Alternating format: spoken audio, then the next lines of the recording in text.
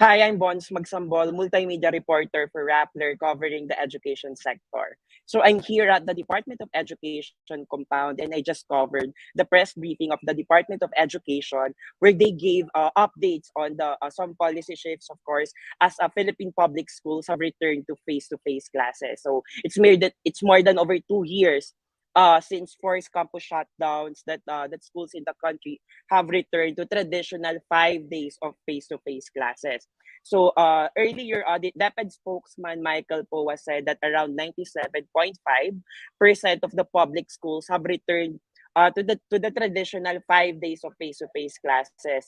So it can be recalled that when classes began on August 22 for the academic year 2022 to 2023, schools were given options to do, of course, blended learning by but November 2, they have to shift to traditional 5 days of face-to-face classes. So 97.5.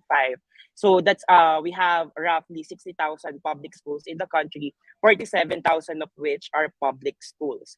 So in terms of infrastructure damage brought by Typhoon Paeng, 124 schools are still inaayos pa nila itong mga schools na to dahil hindi pa siya accessible. So mostly yung 2.5% of course yung mga public schools natin na hindi pa rin nakakapag-shift dito sa traditional face-to-face classes is damage yung classroom nila and of course it will take time pa for them to rebuild or to reconstruct their classrooms. And of course naging usapin din of course over the weekend last week when the Department of Education issued DO49. So ano itong nilalaman ng DO49? Yung DO49 actually, yung most contentious dito is yung mga teachers natin, they are told to avoid uh, contacting or making friends with their students outside of classroom. So it can be recalled na parang ito yung naging viral or naging issue on social media kasi yung mga estudyante natin, they still make sure that they want to contact their teachers even outside school setting because of course meron silang mga issues or may mga questions sila with regards to their learning or dun sa mga module nila or dun sa mga lessons nila itself. So ayun, medyo naging contentious ito. And then aside from that, yung reason dito actually yung sinabi ng DepEd spokesman is to promote professionalism talaga. So if outside classroom setting, if not school related, na nakikipag-interact pa rin yung teachers nila, ito yung tinatry nating i-avoid sa mga estudyante natin. Pero of course, sinasabi nga nila na parang itong issue na to, bakit kailangan pa nating isama yung social media because some relationships of course that our teachers build with their students are some are genuine naman talaga. So ayun, and of course, yun nga, parang naging isa din na suggestion dito bakit hindi na lang magawa yung DepEd ng sarili nilang learning management system wherein the students can ask their teachers about their lesson through that software or application. So sinabi kanina ni DepEd spokesman Michael Poa na pinag-aaralan pa to pero wala pa ring order sa kanila if magkakaroon nga tayo ng ganitong application just like what private schools have been doing.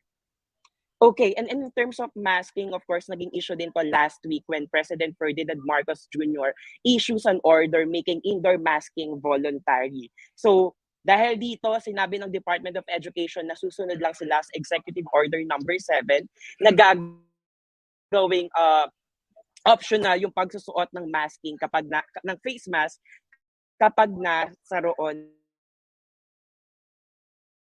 So Rappler nga went to a school in Pasig City at what we've noticed is that kahit na optional itong pagsusuot ng face mask, yung mga student natin dito sa Eusebio High School in Pasig City are still using face mask, whether students or teachers. So of course, sinabi din naman ng principal nila na do kahit na voluntary yung pagsusuot natin ng face mask, what they have been doing is to encourage still for their students to wear face masks kasi naniniwala sila yung benefits of course it adds another layer of protection of their students against COVID-19. And actually what's new is itong school na to, itong Eusebio High School, over 96% of its 5,600 students population have been vaccinated against COVID-19. So, pinagsusuot nila ng face mask kasi nga it adds another layer of protection. So, kanina tinanong natin si DepEd spokesman Michael Poa if ano yung rules nila or mag-i-issue ba sila na they still encourage students and of course schools to encourage their students to wear face mask. Sabi nila they stick with the EO7 na gagawin na lang itong optional. So ayun, and then of course ni-note din ni Vice President Sara, sinabi din ni DepEd spokesman Michael Powa na ito din naman yung position ni Vice President Sara Duterte na we have to follow the Executive Order 7. So naging contentious lang ito because of course the Department of Health, even though optional yung pagsusuot ng face mask, yung messaging nila is for people or for the public to wear face mask. So, yung last update na ibibigay ko sa inyo, of course, over the weekend, it made headlines. Yung isang bus na may namatay na teacher because nagkaroon ng bus accident along Orani, Bataan. So, yung update dito, yung mga teachers na got injured, they can still they can already return to work na because they have been cleared by their doctors to go to work na. Pero of course, sinabi naman ng DepEd spokesman and even yung schools division superintendent there na if they need more time, of course, they can file a leave of absence. Ayun. So yun lang yung mga latest updates dito sa Department of Education. Continue to follow us on Rappler as we bring you the latest updates on the education issues in the country. Again, I'm Bons Magsambol reporting from Pasig City.